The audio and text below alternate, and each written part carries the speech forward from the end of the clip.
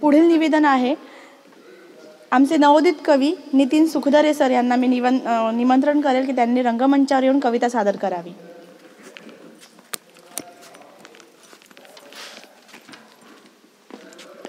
नमस्ते. मी कवी कुसुमाग्रज यांची कविता सादर करणार आहे तुमच्यासमोर. कवितेचं शीर्षक आहे शहाणपण. इथे वाटते प्रत्येकाला आपणच फक्त शहाणे. इथे वाटतं प्रत्येकाला आपणच फक्त शहाणे.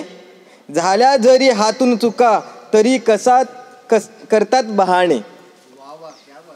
वाईट नसतं कोणालाही मनापासून चहाणे.